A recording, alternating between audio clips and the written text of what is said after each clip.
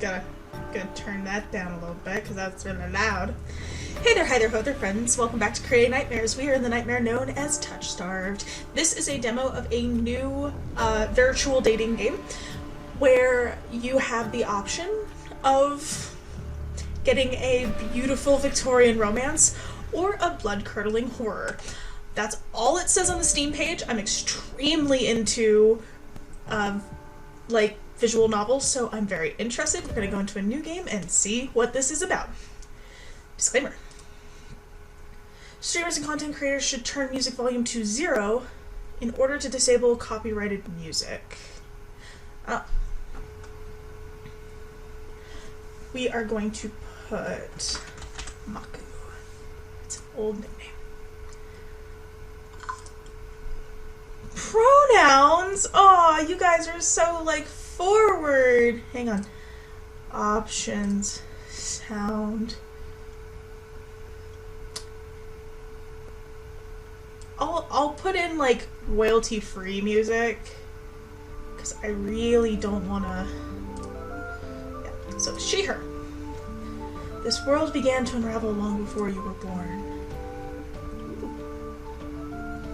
It began with fogfall. Spectral mist bled from the seams where reality wore so thin it split. And from that fog, monsters, inhuman beings with unnatural powers. Some possessed language and intellect, others were mindless beasts driven by little more than the desire to slaughter. As cities fell and unrest spread, humans united in their fear while monsters thrived in the chaos. And then there's you. Hang on, I want to see, is there... Whoa!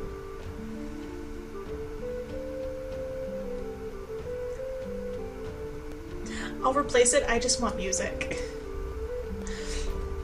As cities fell and unrest spread, humans united in the fear while monsters thrived in chaos. And then there's you. Okay, there we go. You're not even sure if you're human. You were born cursed, with hands that alter the minds of anyone you touch. Choose a backstory. Oh, hello. Okay, so we have the unnamed.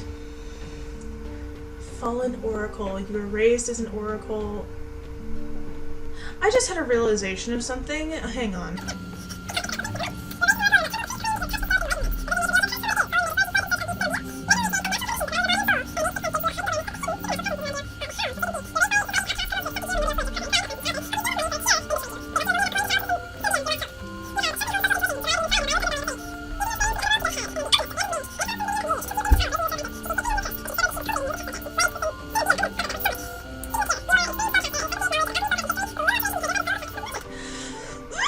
We got options. Leaning to alchemist, but the forsaken thief.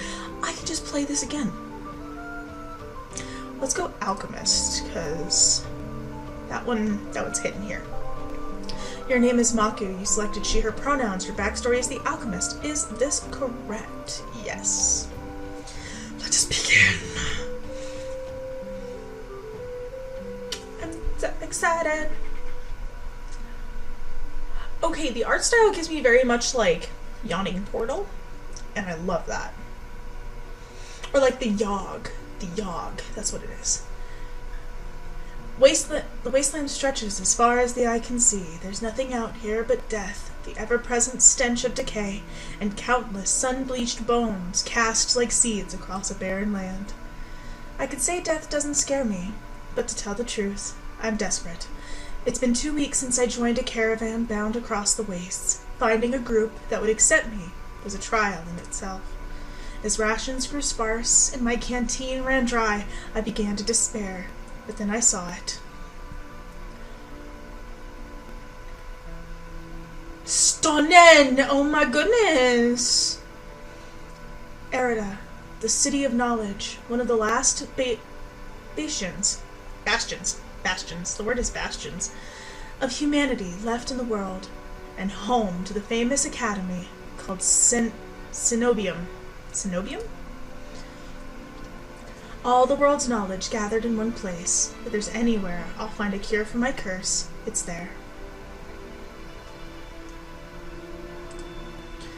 All that stands between me and a cure is a final stretch of salt-soaked wastes, or so I think, until I see the first tendrils of fog snaking beneath the wagon. Is this fogfall? My stomach sinks at the very whisper of it. A silent storm more devastating than fire. Dangerous in cities, but a death sentence beyond them. Oh. A thick blanket of fog engulfs us, smothering out the lantern's light. The wagon lurches to a stop.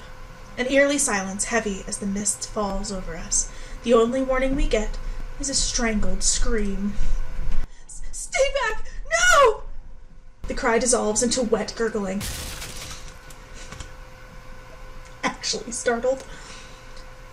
Then the wagon violently pitches to the side. I hit the ground, the air punched from my lungs. When I open my eyes, adrenaline lends sudden, awful clarity to the carnage around me. A trader I once shared bread with lies face down in the mud, their back reduced to long strings of torn muscle, gleaming gristle, and exposed bone. Bodies litter the wasteland. I try to rise, but my ankle explodes with pain, so blinding, white blooms across my vision. Only when my eyes adjust do I see the dark shape in front of me. I'm now going to... yeah, I have to. Smash. What? Sorry. A soulless stoops over the twisted form of a caravaner. Caravaner? I freeze, but it swivels its head. A dozen bulging eyes twitch in my direction and blink as one.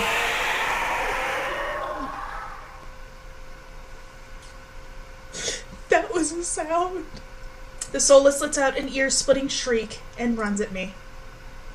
Right before it reaches me, the beast barrels past, vanishing into the mist. Distantly, a horse screams in the dark. I need to move. Now.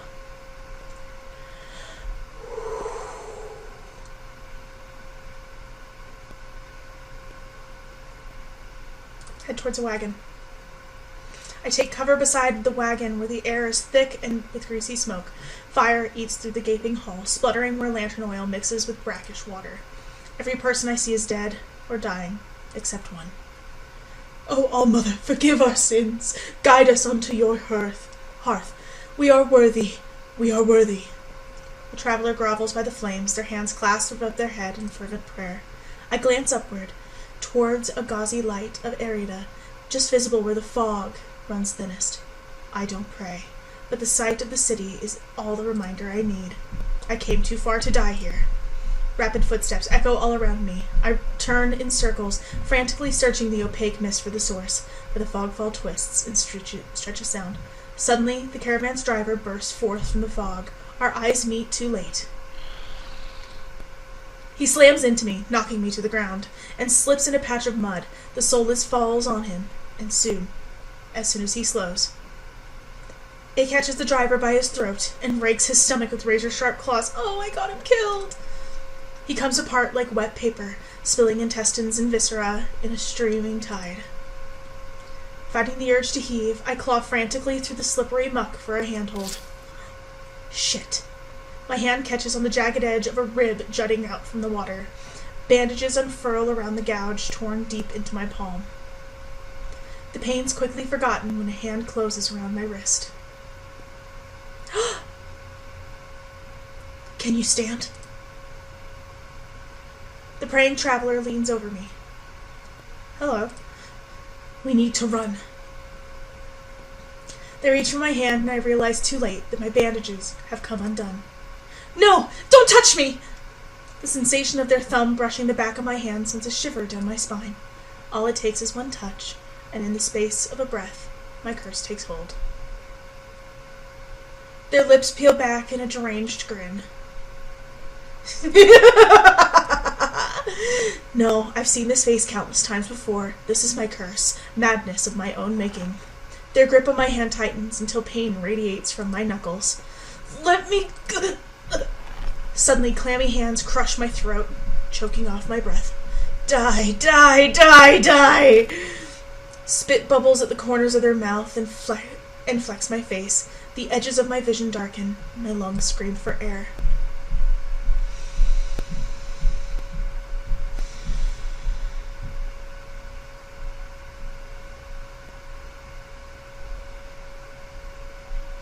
Shit.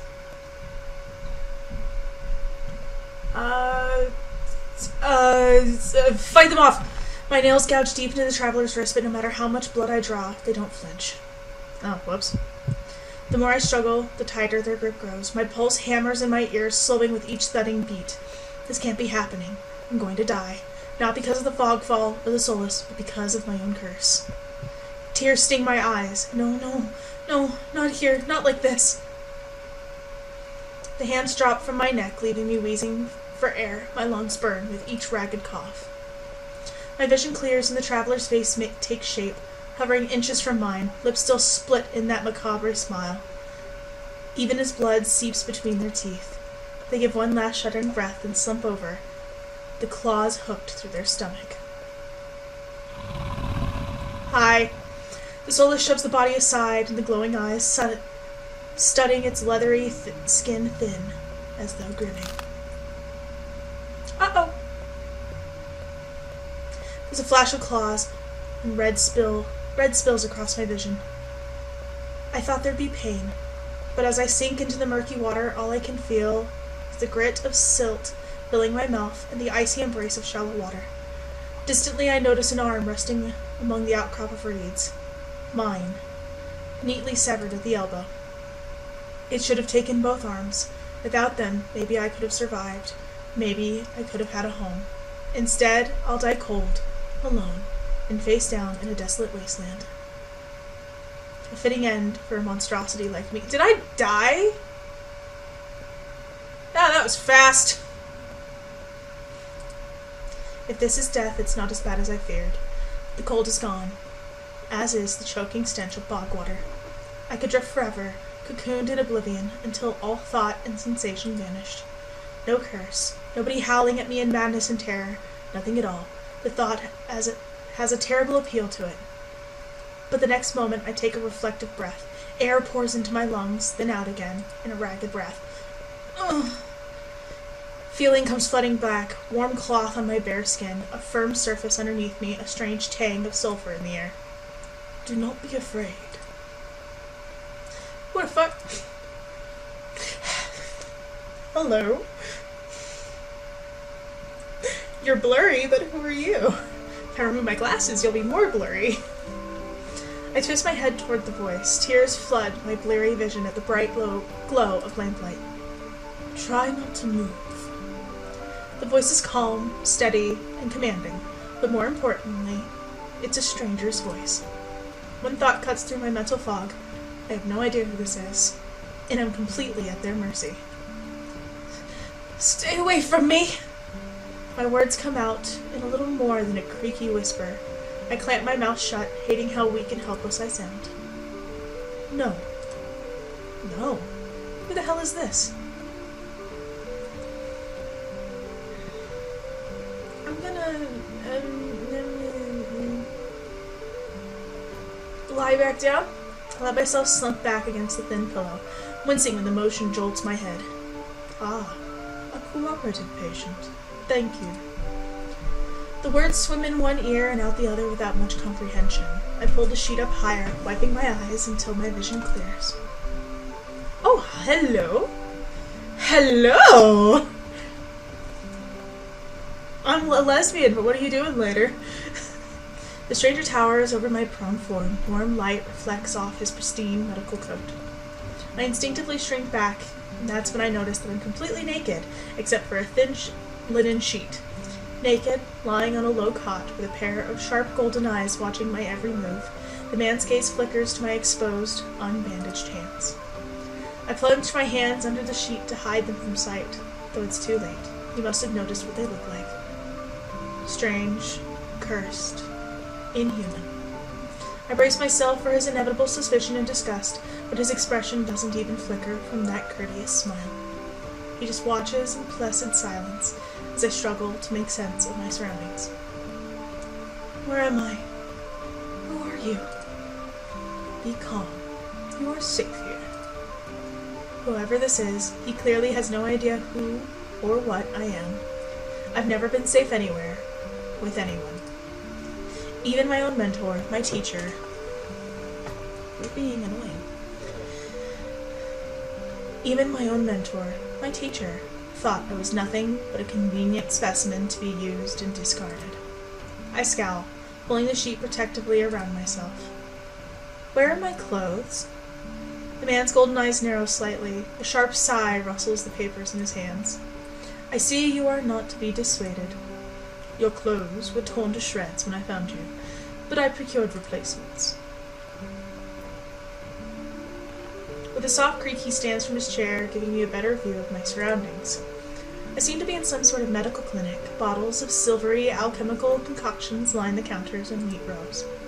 The air makes my nose twitch, a faint whiff of smoke, and something distinctly metallic that I can't quite place. Sir, you cannot look at me like that. The doctor produces a large, dense bundle of cloth, which he sets at the foot of my cot. He's easily a head taller than most, and I have to crane my neck to look at him. Thank you.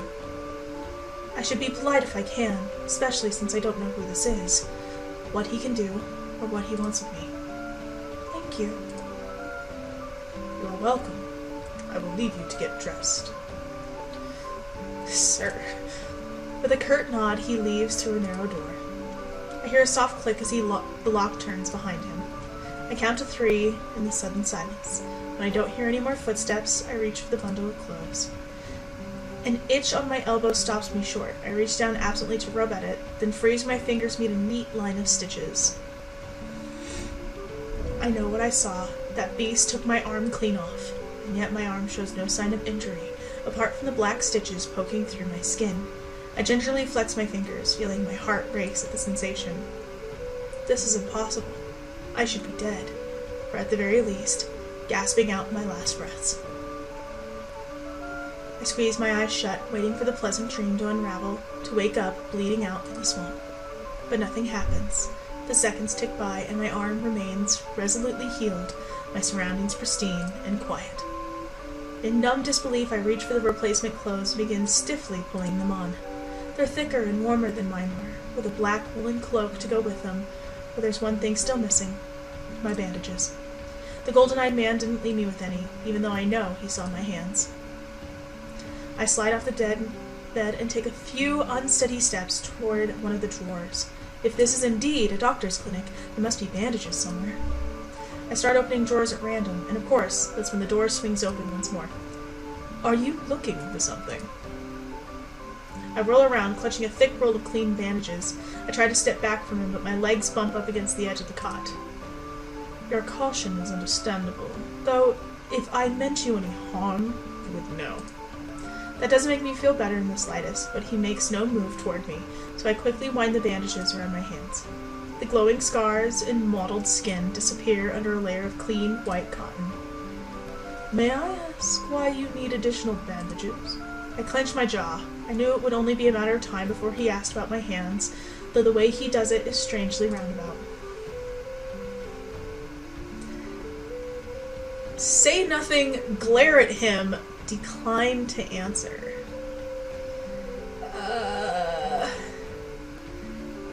I guess, say nothing. There's no answer I could give without raising unwelcome suspicion, so I just shake my head and finish tying the bandages in silence. I can only help if you tell me what ails you. An involuntary snort of laughter escapes me. Where would I even begin? Would he even believe me if I told him?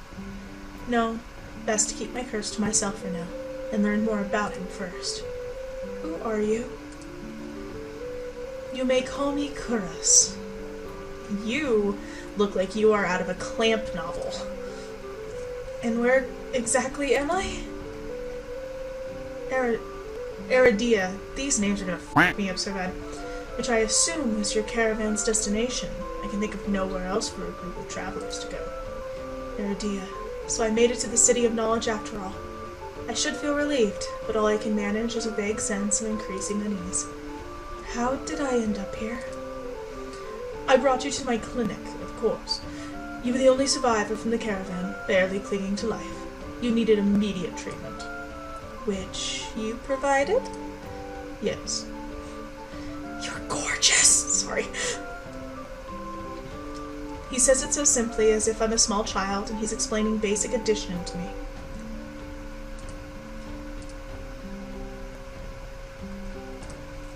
just so I don't accidentally lose anything. I frown and flex the fingers on my recently healed arm. Aside from being a bit stiff, it feels fine, thoroughly attached to me. You're saying that you stitched my arm back on? Pardon. A Solus attacked the caravan. It ripped everyone to shreds. It tore my arm clean off. But when I woke up here, I spent my entire life learning from the Cinobium mage, and I know of no alchemy or magic that could reattach a severed limb. Even if he somehow could heal me by magic, I could detect traces of it, but I sense nothing out of the ordinary at all. The doctor, Kuras, pinches the bridge of his nose. He sits back down in his chair, quiet for a long time. I do not know where you come from, but Iridia is the city of knowledge and deadly secrets alike. Information is power, and it is most unwise to give or receive it freely. I'm mesmerized by this man's eyes.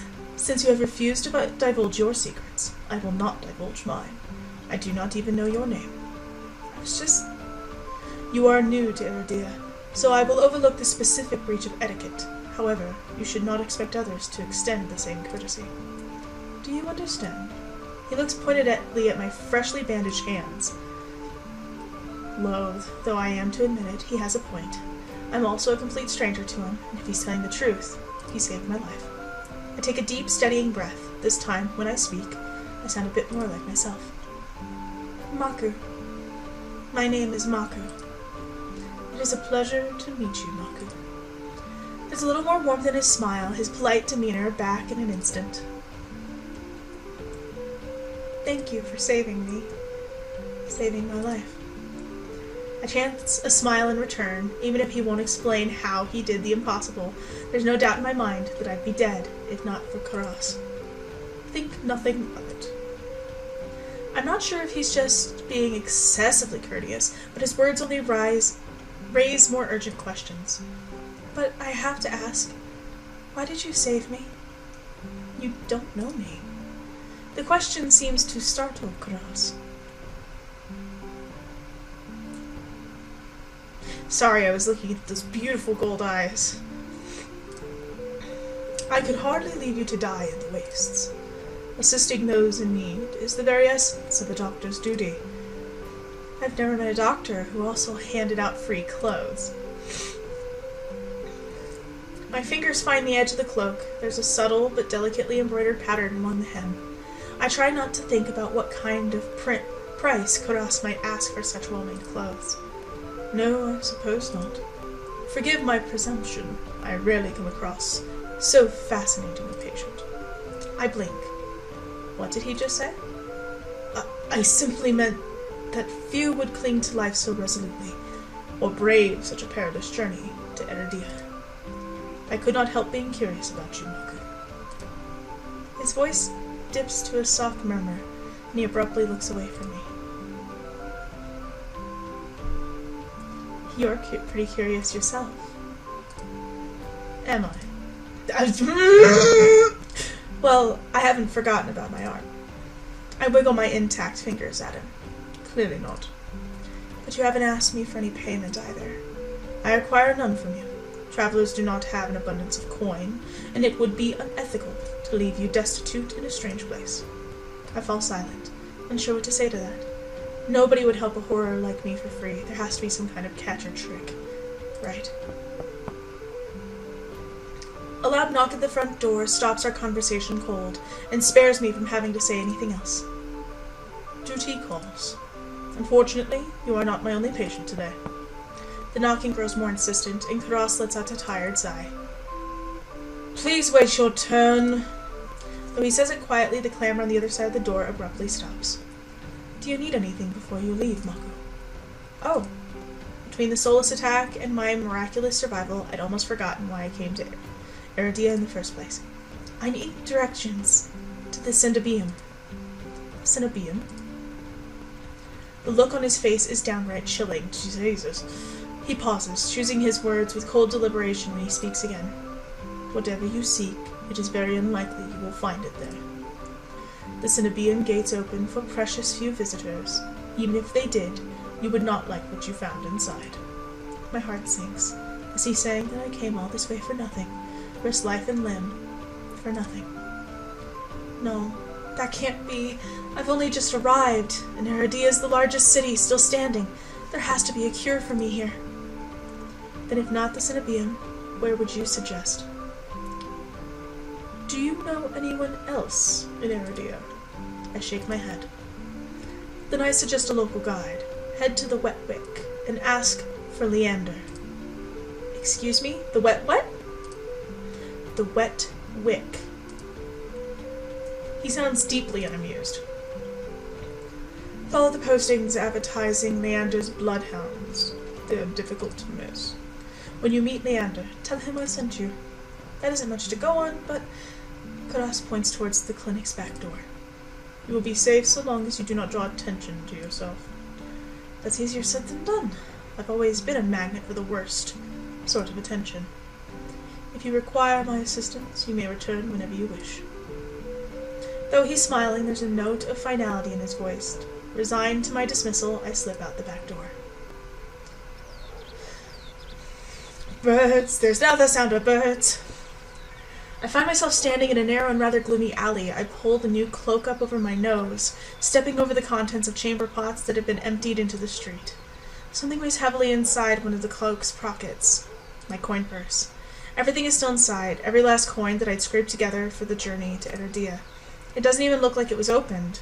There were so few coins to begin with, they probably weren't worth stealing. I glance back at the clinic's closed doors. Kuras didn't take any payment. He didn't even ask for a future favor. But he also said that in Iridia, secrets are power. Does he expect me to give up mine at some point?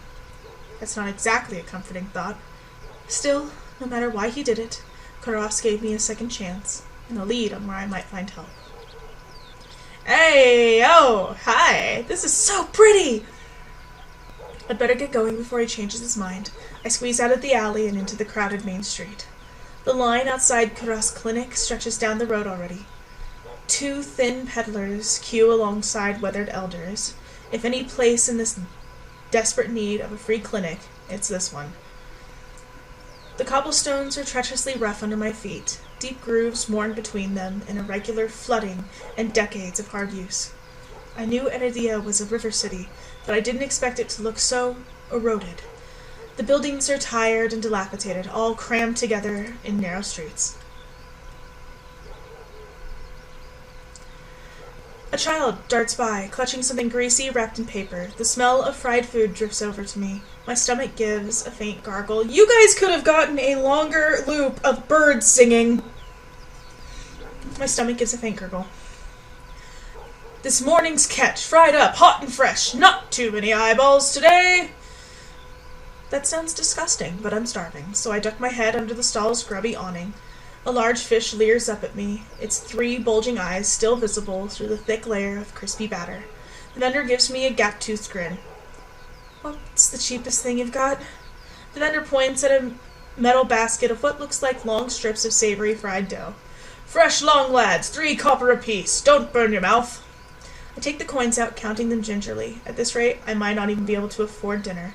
Reluctantly, I drop the payment on the counter and take my meal. Hey, we got food! Don't complain. 2 streets later, I pass under a wrought iron archway adorned with dangling garlands of red and pink lilies. The buildings in this quarter are a dizzying riot of color, painted walls and tinted glass everywhere I look. Sheer red and pink curtains flutter in open doorways, musical voices call out invitingly. Incense mingles with the pungent scent of flowers, barely covering the salt and musk of warm bodies. This must be Iridia's entertainment district. I'm polishing off my food and dusting the crumbs from my hands when I spot a poster. It features a silhouette of a smiling man wearing a single dagger-like earring and the word Bloodhounds printed above his head. A motto, as above, so below, circles the artwork. If Leander is the leader of the Bloodhounds, then the face printed on the poster is likely his. I follow the line of identical posters around a corner and nearly hit my head on a precariously dangling wooden sign. Looking up, faded orange letters read, The Wet Wick. The facade of the building looks like it's seen better days, but I hear faint music and laughter coming from inside.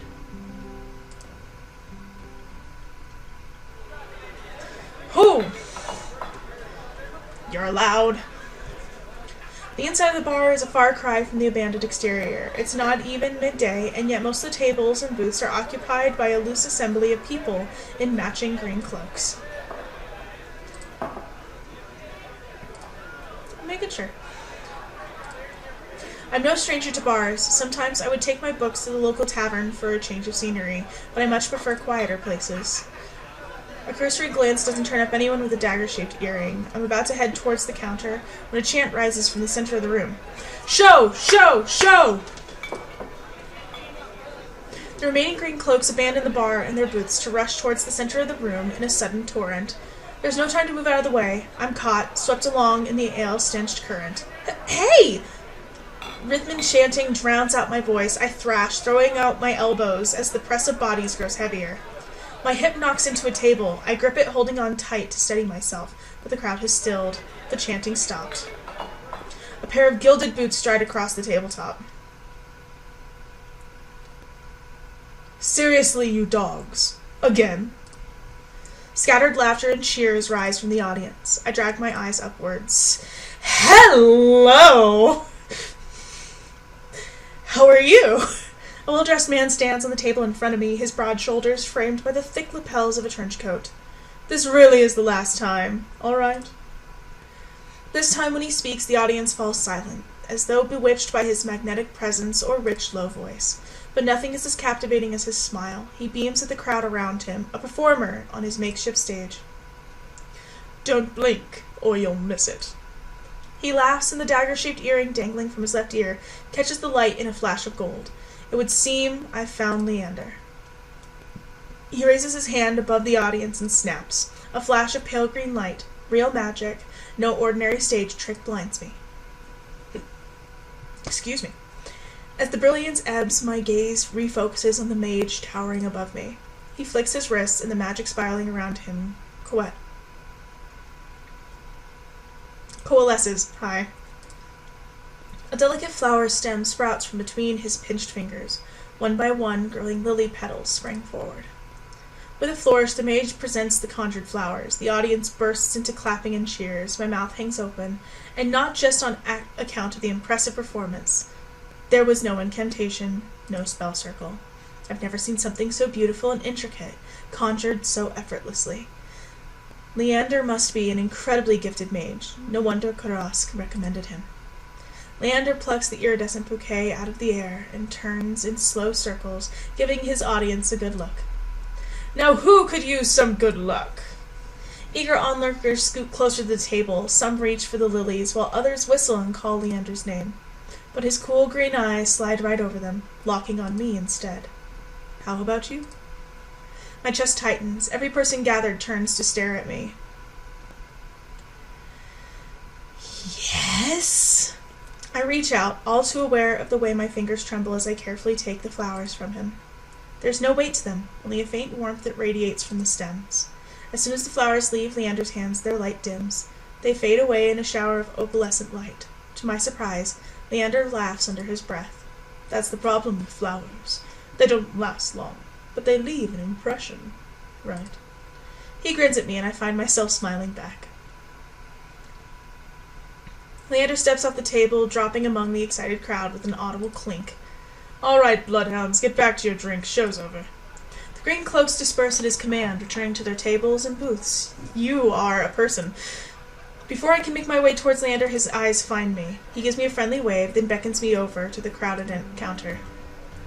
I manage to squeeze beside him, but there's so little room that his broad shoulder presses against mine. I tense, but he doesn't seem to mind at all.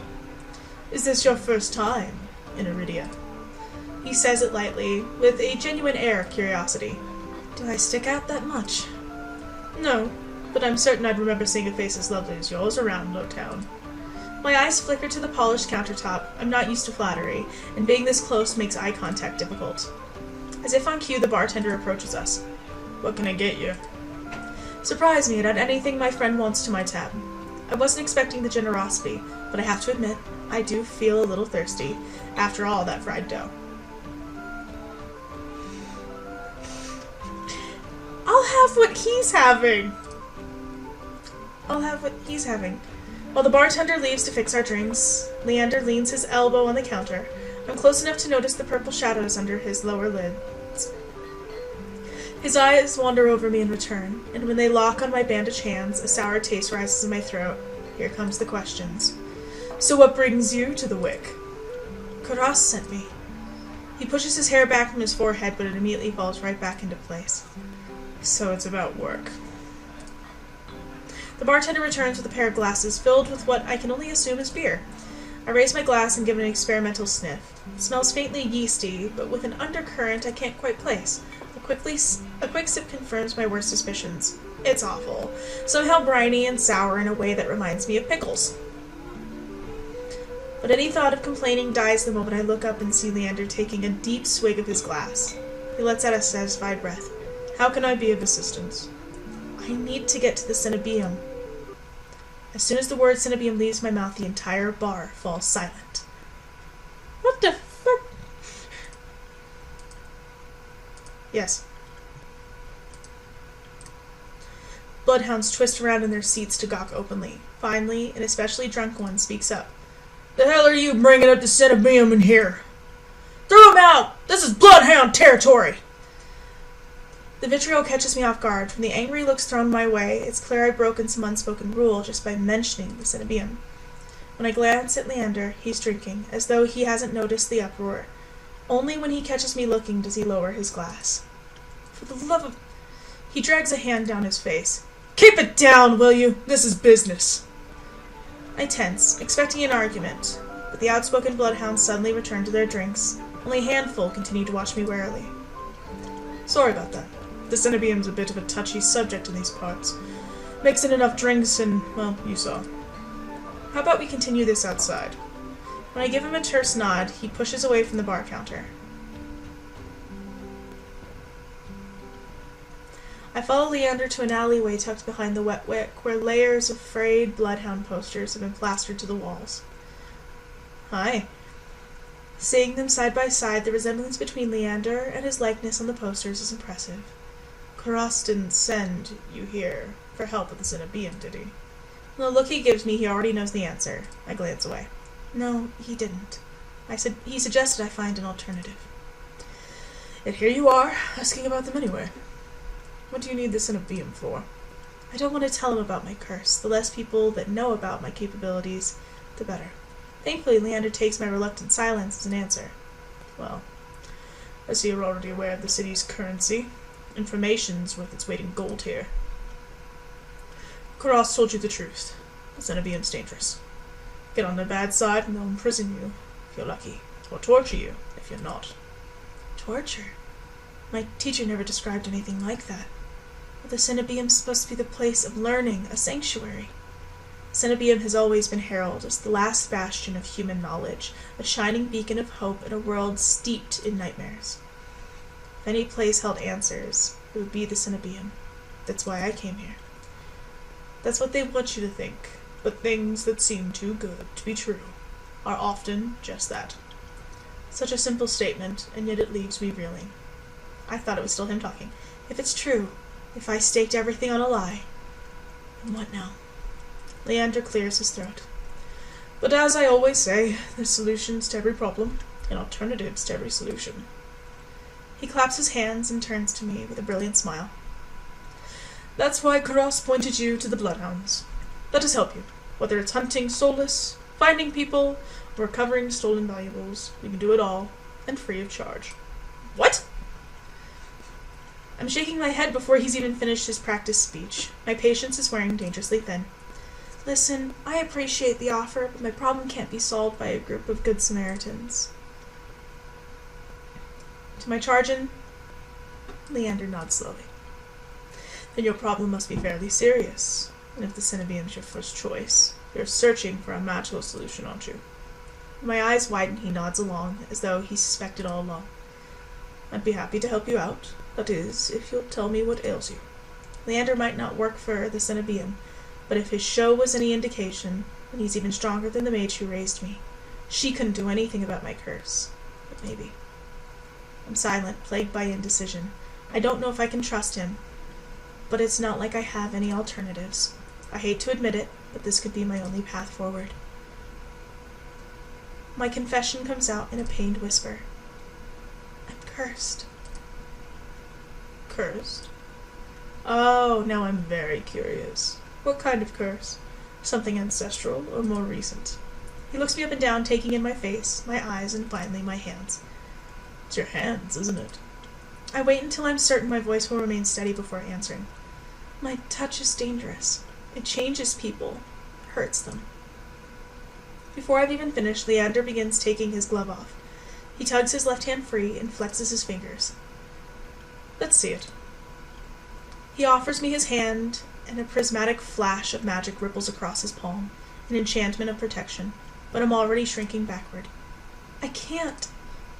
I don't care how confident Leander is, I can't bring myself to hurt him, to see his kind face twist into a mask of madness. Believe me, this isn't an ordinary curse. I'll be fine. Perhaps where you came from, your affliction was strange and one of a kind, but spending here in this city, you'll see 1,000 curses and thrice as many cures. Do you really think Kuras would send you here if I couldn't handle it? How should I know? I only met him today. I'm as good as any mage in the Cenobium. Better, even. If they can help, so can I. You don't know what you're asking me. I'm asking you to trust me. I look from Leander's outstretched hand to his confident smile. Then, with a short breath, I begin unwinding the bandages from my hand. Fine. But if you lose control, don't say I didn't warn you. You can tie me up first if it makes you feel better. Sir! With each joint I expose, I grow more and more certain that this is a terrible idea. Ready when you are. If he's bothered by the way my hand looks, he doesn't show it. My fingers hover shakily over his palm. 3, 2, 1. I trust him!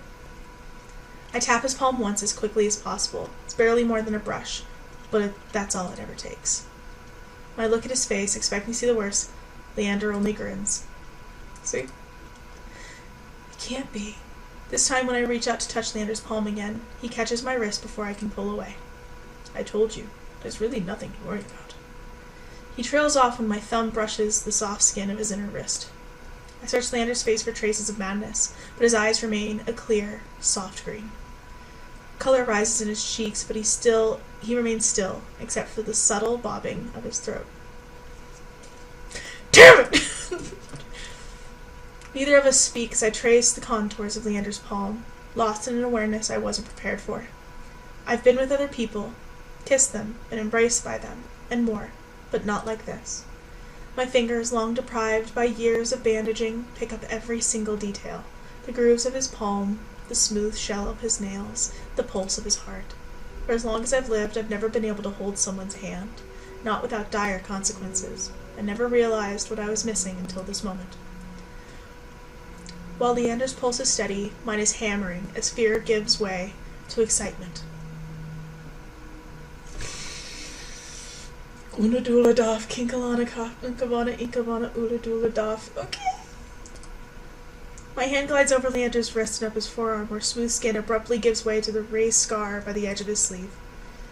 It matches the one that runs from his collar to cheekbone. Could it be the same wound? A glance at Leander's face and his lips part as he considers his words before speaking. Am I the first person you've been able to touch like this? My hand goes still on his arm. So far. I'll admit, your touch does make it somewhat difficult to stay level-headed, but not due to your power. He takes my hand, his soft green eyes flick to mine before he turns it to inspect the golden fissures crisscrossing my knuckles. Look, we match. He points at a golden pin on his coat collar, and I give him a small smile. I draw my hand back and take a steadying breath. My head feels as though it's stuffed with cotton. Habit alone guides me through the motions of rewrapping my hand, although my fingers tremble too much for the bandages to lie flat. I can't believe that worked. May I ask your name? I'm Mako. You were right to hide this from me, Mako. That curse of yours, it's unlike anything I've ever dealt with. I can tell you're discreet, but you'd best not go showing that off to anyone else. I didn't plan on it. Are you staying in Lowtown? I paused, room and board was something I hadn't considered yet. I don't know. Let's get you properly settled then. The Wetwick is noticeably quieter. Without their leader, most of the bloodhounds have dispersed, or, in a few cases, fallen asleep beside their drinks. Got any rooms left, or did my lot grab them all to sleep it off? The bartender, who I now realize doubles as an innkeeper, slides a key onto the counter. You know I always keep the corner room open for your escapades. Leander's laugh sounds slightly strained. And I always appreciate it, but you're mistaken. This is just for my friend Mako. Sure, stay as long as you like. You two have fun. Escapades, huh? Leander clears his throat, then holds the key out to me. But I hesitate. My coin purse barely holds enough for a day's worth of meals, let alone a room. How much do I owe you? Nothing. Bloodhound rates. My treat, since you shared your secret. Food, drink, a warm bed, anything you need. Carefully I take the key from him. It's small, but weighs heavy in my palm. I never expected to have a warm bed in Iridia, let alone free meals. Thank you. Go explore, Mako. You'll find many roads in Iridia, which each leading to different answers, but if you need a reprieve from what haunts you, come find me. Just be careful. I nod, taking one last look at the glazing bronze key. Glazing! What's glazing? What is glazing? I feel like an idiot. Gleaming bronze key before tucking it into the pocket of my cloak for safekeeping. Leander gives me one last friendly wave before I depart. I'm going to go ahead and end that here.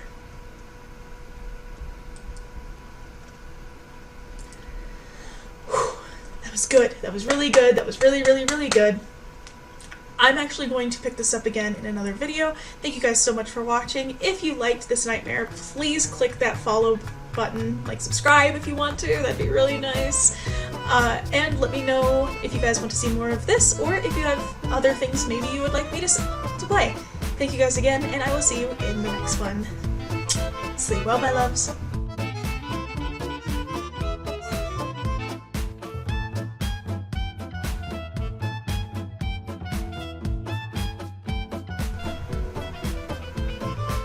Leander might be the one that I'm all about. Ooh.